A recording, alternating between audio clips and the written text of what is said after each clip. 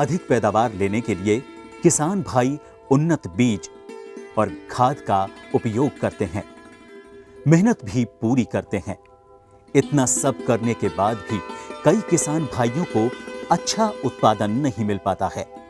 कारण है उनके खेत की भूमि का क्षारीय होना। क्षारीय भूमि का पीएच मान 8.5 से अधिक और विनियमशील सोडियम की मात्रा 15% से अधिक होती है। इसमें पानी को सोखने की क्षमता कम होती है। इस प्रकार की मृदा सूखने पर सीमेंट की तरह कठोर हो जाती है और इसमें दरारें पड़ जाती हैं। इस भूमि में पोषक तत्व उपलब्ध होने के बावजूद फसल को नहीं मिल पाते हैं और उपज नहीं के बराबर मिलती है। हम क्या है कि अर्थ से जुड़े हुए, भूमि से जुड़े हुए किसान हैं, जो हम खेती करते हैं। और इस खेती के अंदर क्या है कि हम सरसों की पैदावार करते हैं, जो अच्छा मुनाफा नहीं हो रहा था। तो हम पास के सुपरवाइज़र से बात की, तो उन्होंने भूमि की जांच करने के लिए बोला। तो हमने भूमि की जांच करवाई उनके थ्रू। तो उन्होंने बताया कि सारी भूमि है, इसमें जिप्सम का इसमें उपयोग करना पड़ेगा आपको। तो हमने उनके बताए अनुसार इसमें 3 मीट्रिक टन जिप्सम का इसमें प्रयोग किया। और फिर बाद में हमको सुपरवाइज़र ने बताया कि इसमें ढेंचा की फसल का भी आप जैविक खाद के रूप में प्रयोग कर सकते हैं। तो उसका हमने ढेंचा बोया फसल के अंदर और उसको पलटा। पहले जो सरसों की पैदावार होती थी वो 1 बीघा की कम से कम 3-4 क्विंटल होती थी, पर जब जिप्सम का हमने प्रयोग किया तो उसमें अच्छा मुनाफा हुआ। उसमें क्या है कि 7 से 8 क्विंटल के लमसम प्रति बीघा हमको मुनाफा हुआ।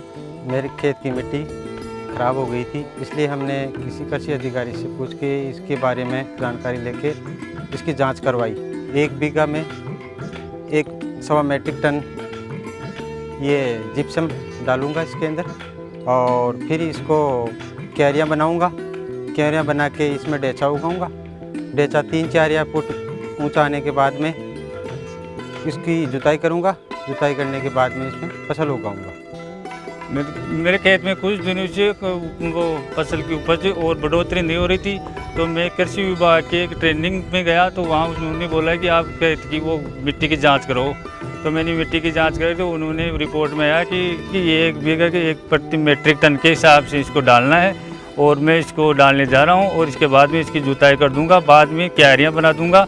क्यारियाँ बनाने के बाद में ये पानी से भर जाएगी, तब इसमें ढेंचा उगाएंगे। और बाद में 6-7 फीट का या इसके फूल आने के बाद में इसकी फिर जुताई कर दूँगी। इससे ज़मीन की उपजाऊ हो जाएगी, उसके बाद में फसल ठीक होने लगेगी।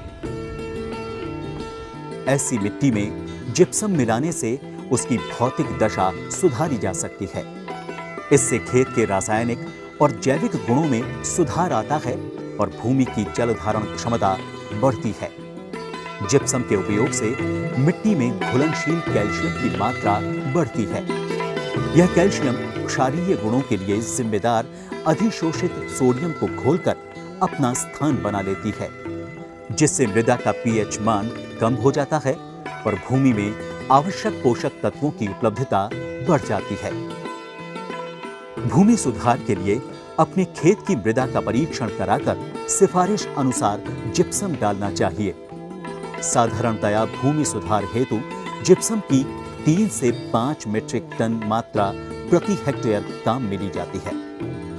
जिप्सम की निर्धारित मात्रा को मानसून की वर्षा से पहले खेत में बिखेर कर जुताई कर अच्छी तरह 10 से 15 सेंटीमीटर मिट्टी की ऊपरी परत में मिला देना चाहिए और खेत में क्यारियां बना देनी चाहिए, ताकि वर्षा का पानी बहकर खेत से बाहर ना जा सके। खेत में जिप्सम मिलाने के बाद 1 या 2 अच्छी वर्षा होने के बाद ढेंचा फसल की बुवाई कर देनी चाहिए। ढेंचा की बुवाई के लिए 60 किलो बीज प्रति हेक्टेयर पर्याप्त रहता है। ढेंचा की फसल 40 से 45 दिन की हो जाए या फूल आने से पहले मिट्टी पलटने वाले हल या हैरो चलाकर मिट्टी में 15 से 20 सेंटीमीटर गहराई में मिला देना चाहिए। इससे मृदा का पीएच मान कम होगा और क्षारीयता की समस्या हमारी भूमि से समाप्त हो जाएगी। खेत की जल धारण क्षमता बढ़ेगी तो सूक्ष्म जीवों की क्रियाशीलता बढ़ेगी जिससे फसलों को सूक्ष्म पोषक तत्वों की उपलब्धता में वृद्धि होगी। परिणाम स्वरूप आगे आने वाले समय में हमारे खेतों में फसलें न सिर्फ लहलहाएंगी बल्कि उत्पाद की मात्रा और गुणवत्ता दोनों में बढ़ोतरी होगी। इससे हमारे किसानों के साथ साथ प्रदेश की आर्थिक स्थिति भी सुदृढ़ होगी।